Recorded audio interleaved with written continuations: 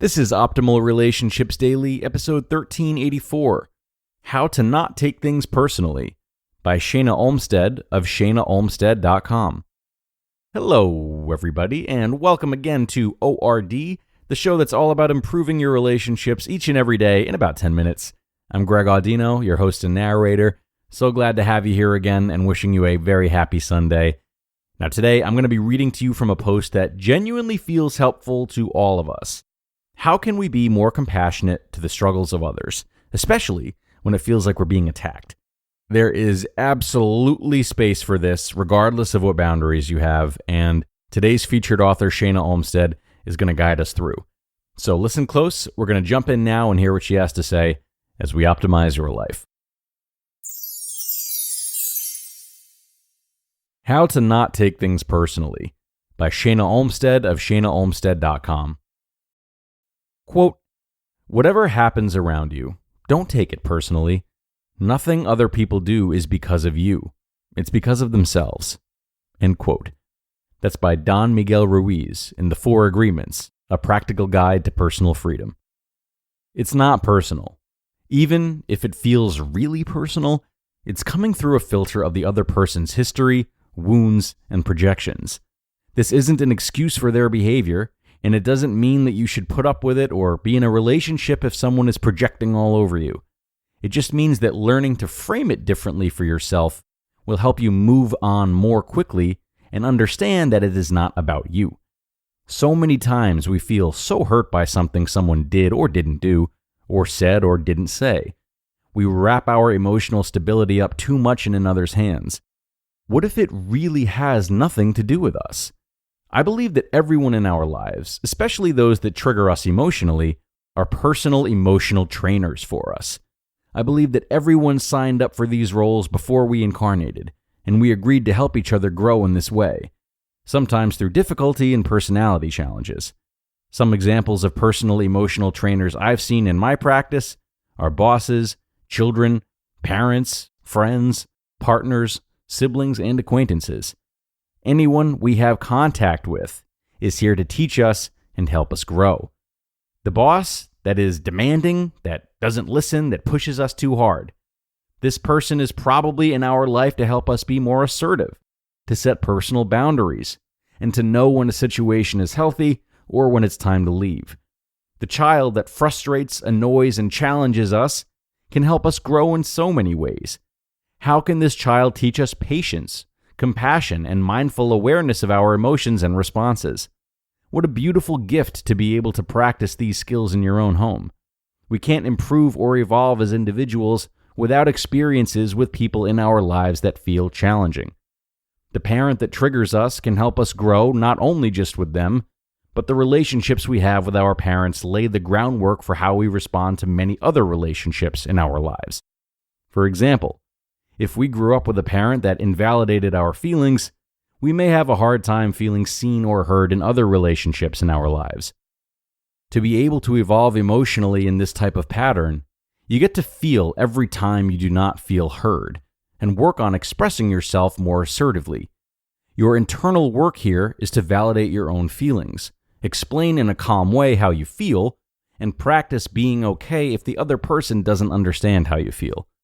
With parents, it's important to let go of any expectations of them in the relationship. Remember that they are souls doing the best that they can, and do your best to accept them just as they are. This can help you see areas that they are helping you to grow in, even if they're not aware that it's happening.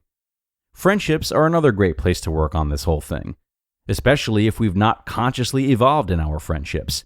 We may sometimes be surrounded by friends that trigger us emotionally. From my perspective, this is both an opportunity to involve in our consciousness, as well as a chance to potentially reevaluate the friendship. When we're triggered by something that a friend does or says, we get to practice remembering it's not personal, even if it feels very personal.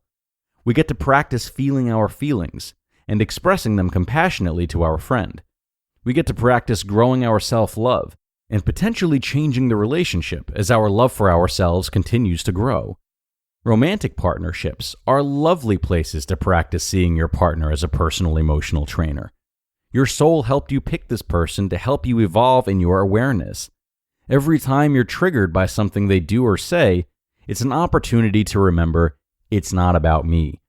It's an opportunity to get curious about what's happening internally, emotionally with you to cause you to feel triggered. It's an opportunity to get curious about the other person, to connect on a deeper level of understanding. People have so many reasons under the surface that they do what they do and say what they say. There are wounds and betrayals and surprises and triggers that are beautifully unique to each one of us. Our work is to continue to see the light in ourselves and each other. It's to focus so much on this light that the hurt becomes invisible. We are all beings of light, trying our best to grow, to heal, to learn, and to love. It's not always beautiful, and it's sometimes messy, but we're all in this together. Hurt people hurt people. If we can remember this, instead of going to anger and defensiveness when feeling attacked, we can see the humanity underneath the surface. It's all a call to wake up. It's a call to connect, collaborate, and love. You just listened to the post titled, How to Not Take Things Personally by Shana Olmstead of shanaolmstead.com. Hurt people is one of my favorite sayings ever, actually. Many thanks to Shana for that great post. It's really so applicable and practical no matter who you are. However, for many, the contents and lessons extracted from this article may become the types of things that are really easy to agree with and understand, yet difficult to live by in the moment. So, if you feel you'd really like to apply what Shana has talked about, I might recommend starting by reflecting on the times in which you have lashed out or been rude, or even just been slightly cold to someone, and what that was rooted in. Even if you can't quite trace how many of those times weren't directly related to the people you were in opposition to, there should be some in which you can say, yeah, that was because of the other thing I had going on. It really wasn't about them. Focus on those times. Focus on how you wish you might have handled it better. And remember, anyone and everyone is susceptible to doing the same thing. You've been on the receiving end of people who are caught in those spirals many times, and you will continue to be. So imagine yourself in their shoes, that version of yourself that's frustrated with something, doesn't know how to process it quite yet, and behaves in a way that's less than ideal. We can really humanize these types of things when we reflect on how easy of traps they are for us all to fall into, including ourselves. Okay, everyone. And on that note, it's time to get going. I hope this post got you thinking. It's definitely one that, again, can be used and holds true over and over and over again. So don't sleep on it.